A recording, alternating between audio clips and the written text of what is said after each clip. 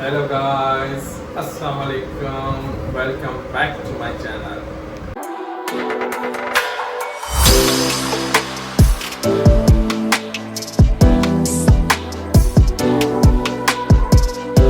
उम्मीद करता हूँ कि आप सब लोग खैर खैरियत से होंगे, आपके मिजाज बिल्कुल ठीक होंगे, आपके गर्मियों के दिन अच्छे गुजर रहे होंगे। तो गाइस वैसे तो मैं ब्लॉग बनाता हूँ अपनी रूटीन के हिसाब से, जैसे डेली हमें कहीं जाना हुआ या कोई काम है तो उस हवाले से मैं आपको आगाह करता रहता हूँ, अपनी अप टू डेट सारी चीज़ें बताता रहता हूँ अपने ब्लॉग में। लेकिन आज मैंने जो ब्लॉग बनाना स्टार्ट किया है वो एक बड़े इशू पे मैं बात करने लगा हूँ, जो कि इस टाइम हमारे पास सिंध में बहुत चल रहा है। जैसा कि आपने देखा होगा कि इस टाइम सिंध में हर जगह पे प्रोटेस्ट हो रहा है, ख़ास तौर पे हमारे वकला ब्रदर्स जो हैं या जो हमारी तंजीमें दूसरी हैं वो सारी यहाँ सिंध में प्रोटेस्ट कर रही हैं पानी की खातिर कि दरियाए सिंध पे पानी दिया जाए, क्योंकि हमारा सिंध जो है वो है ही पानी पे। अगर हमारे पास पानी ना हो तो फिर हम बच ही नहीं सकते। हमारी पूरी लाइफ पानी पे चल रही है यहाँ पर, क्योंकि हमारे पास ज़्यादा जो काम है वो काश्तकारी का है। हर दूसरा बंदा ज़मींदारी करता है, काश्तकारी करता है। जब अगर उसके पास पानी ना होगा तो वो ज़मीनें कैसे आबाद करेगा और लोग अपने बच्चों का और दूसरे लोगों का पेट कैसे पालेगा। तो आज जो ये इशू है ये बड़ा सेंसिटिव इशू है और इस टाइम इसकी वजह से बड़ी यहाँ पे डिस्टर्बेंस है। तो आज हम इस बारे में बात करेंगे आपसे और हम बताएंगे कि आखिर ये मसला क्यों दरपेश आ रहा है हमारे साथ और क्या हिस्ट्री है हमारी सिंधु दरिया की। ये पूरी बातें मैं आज इस व्लॉग में आपसे डिस्कस करूँगा। फिर इंशाल्लाह आपसे मुलाकात करते हैं थोड़ी देर के बाद। गाइस मैं आपको बताता चलूँ कि दरिया सिंध जो है वो महज एक दरिया नहीं है, वो 30 डिस्ट्रिक्ट्स के पीपल्स का पेट पालता है, जिनकी तकरीबन आबादी 55.69 मिलियन पीपल्स है। सबसे पहले मैं आपको ये बताता चलूँ कि ये 6 कैनाल्स वाला इशू है क्या। ये 6 कैनाल्स जो हैं ये पंजाब में एक जगह पे बन रहे हैं, जिस जगह को बोलते हैं चोलिस्तान डेजर्ट। चोलिस्तान डेजर्ट वो एक डेजर्ट है, जैसे रेगिस्तान है, सिंपल वर्ड्स में मैं आपको बता चलूँ। वहाँ पर पंजाब हुकूमत की तरफ से ग्रीन पाकिस्तान प्रोजेक्ट का अफ्ताह हुआ है, जहाँ पर कॉर्पोरेट फार्मिंग की जाएगी और उसके लिए उन्होंने 1.2 मिलियन एकड़ ज़मीन मंजूर की है, जहाँ पर वो कॉर्पोरेट फार्मिंग करेंगे, जिसकी वजह से वो सिंधु दरिया से 6 कैनाल्स निकाल रहे हैं। अब हमारा सिंध जो है वो ऑलरेडी पानी की क्राइसिस में है और उसके बावजूद पंजाब हुकूमत 6 कैनाल्स निकाल रही है सिंध दरिया से, जिसकी वजह से यहाँ पर प्रोटेस्ट हो रहा है, क्योंकि वो वहाँ पर कॉर्पोरेट फार्मिंग के ज़रिए 1.2 मिलियन एकड़ ज़मीन आबाद करेंगे और यहाँ इस कैनाल्स की वजह से यहाँ पर हमारे सिंध में 12 मिलियन एकड़ ज़मीन गैर आबाद होगी। मतलब पर एकड़ पे 4 एकड़, वहाँ पे 1 एकड़ ज़मीन आबाद होगी और यहाँ पे 4 एकड़ ज़मीन बंजर हो जाएगी।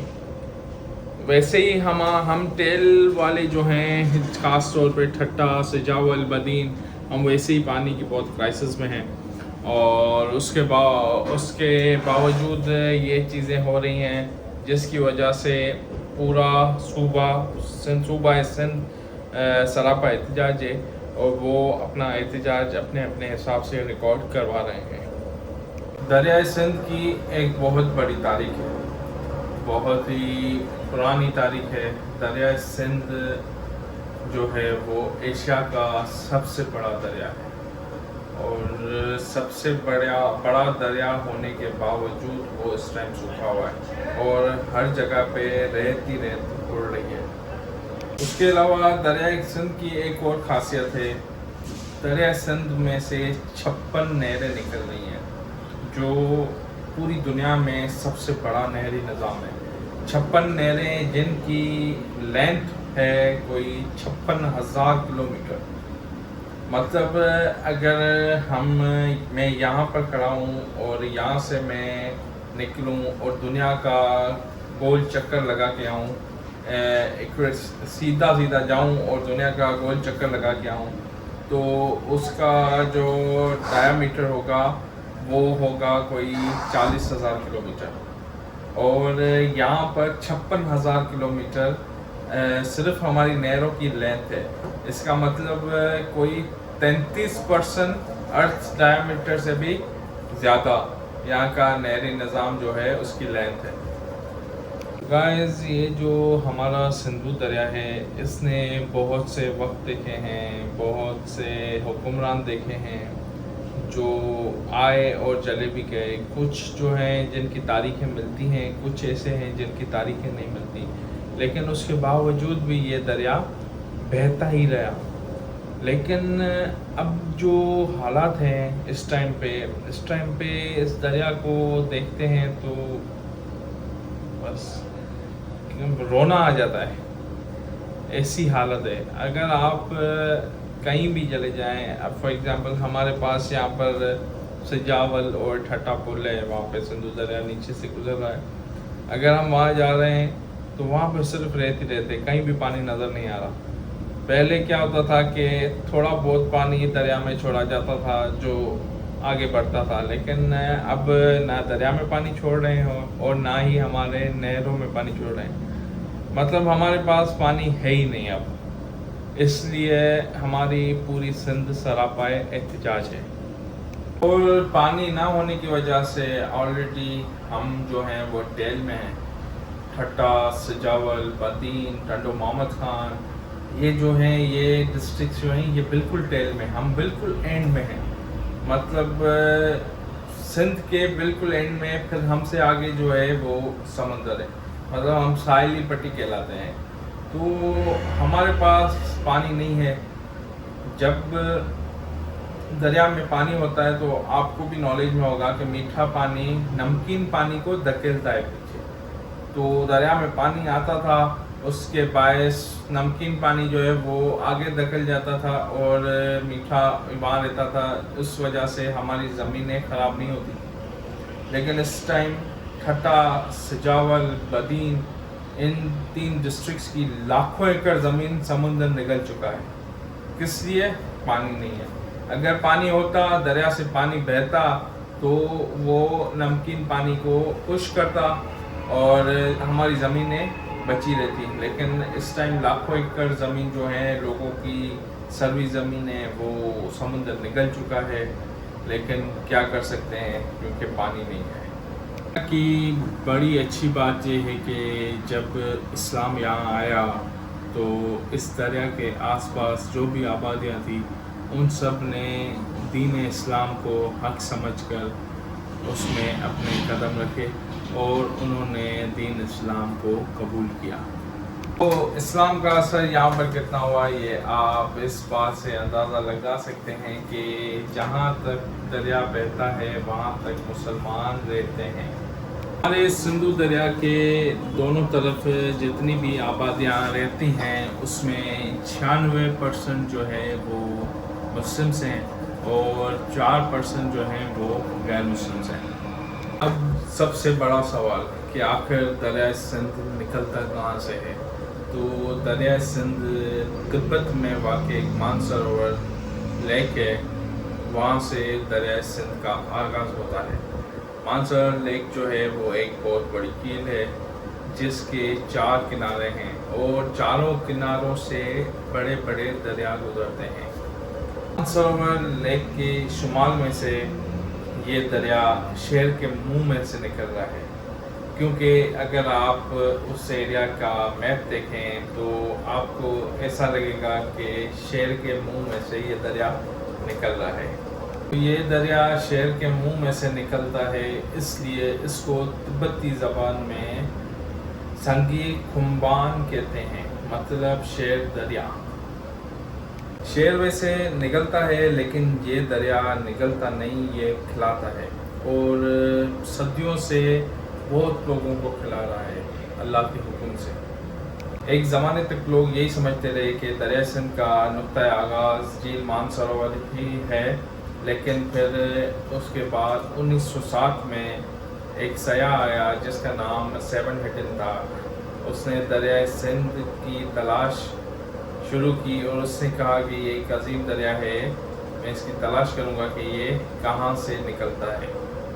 वो तिब्बत जा पहुँचा और उसने देखा कि झील मानसरोवर के ऊपर 40 किलोमीटर ऊपर दो नदियाँ हैं जो बह रही हैं और आकर झील मानसरोवर में शामिल हो रही हैं। ये दो नदियाँ जिनके नाम संगी खुम्बान और कार्तिक नदी है, ये दोनों नदियाँ जाके इस मानसरोवर झील को पानी देती हैं। फिर वहाँ से शेर दरिया का आगाज़ होता है, यानी दरियाए सिंध। इन जो तिब्बत के लोग हैं वो संगी खुम्बान को ही दरियाए सिंध का नुक्ता आगाज़ समझते हैं, इसलिए अब दरियाए सिंध का नुक्ता आगाज़ संगी खुम्बान ही है। दरियाए सिंध, ये इस दरिया का नाम आया कैसे? देखें, सिंध सिर्फ इस दरिया का नाम नहीं है, लेकिन इसकी वजह से इस खित्ते में बेशुमार नाम आए और ये खिता मशहूर ही सिंध के नाम से है। साबित करता हूँ, मैं बताता हूँ आपको कि बहुत सारी चीज़ें हैं इसमें। एक तो सिंध का मतलब है पानी का बहुत बड़ा ज़ख़ीरा, जो कि इस टाइम हमारे पास नहीं है। मतलब सिंध का मतलब ही ये है कि पानी का बहुत बड़ा ज़ख़ीरा, लेकिन हमें पानी मिल ही नहीं रहा, तो ज़ख़ीरा कैसे होगा? मैंने आपको शुरुआत में भी बताया कि हम टेल वाले हैं। हम जो टेल वाले हैं इनको ऑलरेडी पानी की बहुत किल्लत थी, लेकिन अब तो हालात बिल्कुल बद से बदतर होते जा रहे हैं। अल्लाह सबको हिदायत दे। की वजह से सिंधु देश और सिंध जो है वो दरियाए सिंध की वजह से मशहूर है। सिंधु देश जो हमारा है, जिसको हम आज सिंध बोलते हैं, सिंध प्रोविंस, ये भी दरियाए सिंध की वजह से ही मशहूर है नाम। और लफ्ज़ हिंद जो है वो भी दरियाए सिंध की वजह से है, क्योंकि जब यहाँ पर फ़ारसी लोग आए थे, फ़ारसी ज़बान वाले सीन को है पढ़ते थे, तो इसलिए वो सिंध को हिंद पढ़ते थे और उन्होंने दरियाए सिंध का नाम रखा था हिंद। तो ये जो हिंद जो है ये भी दरियाए सिंध से ही निकला हुआ है। यहाँ से इसके आसपास रहने वाले जो लोग हैं उनका मज़हब हिंदू पड़ा और फिर वहाँ से हिंदुस्तान निकला और हिंद निकला। ये सारे नाम सिंध से निकले हैं। और चीज़, जब यूनानी यहाँ आए तो यूनानी ने इसको इंड कहा, क्योंकि यूनानी है को अलिफ पढ़ते थे, तो उन्होंने हिंद का नाम इंड रखा और फिर वो इसको इंडस बुलाना उन्होंने शुरू किया।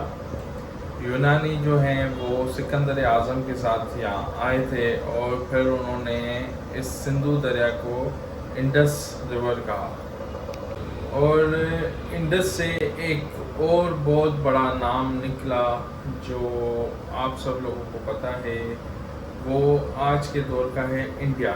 इंडिया जो है ये भी इंडस से निकला है, मतलब ये भी सिंधु दरिया से नाम निकला हुआ है इंडिया। सिंध को मुख्तलिफ ज़बान के लोगों ने मुख्तलिफ नाम दिए हैं, जैसे कि दरियाए सिंध को तिब्बत की ज़बान में संगी खुम्बान कहते हैं। संगी मीन्स शेर और खुम्बान मीन्स दरिया, मतलब शेर दरिया। और इसके अलावा पश्तो में इसको बोलते हैं अबासीन।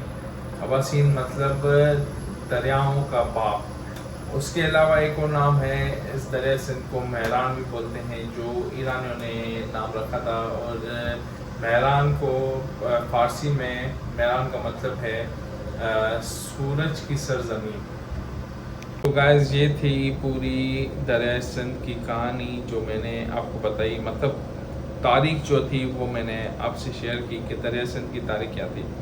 अब आप खुद देखें कि एक दरिया जिसकी इतनी बड़ी तारीख हो और उसके साथ इतनी नाइंसाफ़ी हो और यहाँ पर रहने वालों के साथ इतनी नाइंसाफ़ी हो, क्योंकि यहाँ पर हर दूसरा बंदा काश्तकारी पर ही डिपेंड करता है, क्योंकि ऐसा ही समझ लें कि ये दरिया है तो हम हैं, अगर ये दरिया नहीं तो हम नहीं, क्योंकि सिंध के लोग शुरू से इस दरिया से अटैच हैं और उनका हर चीज़ उनकी दरिया सिंध पर ही वाबस्ता है।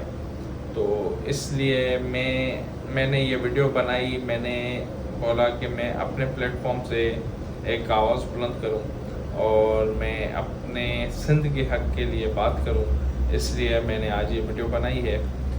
तो इस वीडियो के ज़रिए मैं अपने आला हुकाम से, अपने जो भी सियासतदान हैं जो बड़ी पोस्टों पे हैं, मैं उनको ये रिक्वेस्ट करूँगा कि आप जल्द से जल्द ये 6 कैनालों वाला इशू सॉर्ट आउट करें और हमारे सिंध को बर्बाद होने से बचाएं, क्योंकि अगर ये 6 कैनाल बने तो ये हमारा सिंध पूरा बंजर हो जाएगा। मतलब ये ऐसी बात हुई कि एक बंजर ज़मीन को आबाद करने के पीछे जो बनी बनाई ज़मीन है वो गैर आबाद होगी, क्योंकि अगर वो रेगिस्तान आबाद हुआ तो ये हमारा सिंध जो है ये पूरा रेगिस्तान बन जाएगा। तो उम्मीद करता हूँ कि जल्द से जल्द ये सारे मसले सॉर्ट आउट होंगे और ये कैनाल्स के काम बंद होंगे और हम सिंध वासियों को अपना हक पूरा मिलेगा। वस्सलाम वालेकुम, अल्लाह हाफ़िज़। सिंध बुरहंदी सिंधी रहंदा, सिंध बुरहंदी सिंधी रहंदा, सिंधु वांदो रहंदो, जुग जुग जीअंदो रहंदो।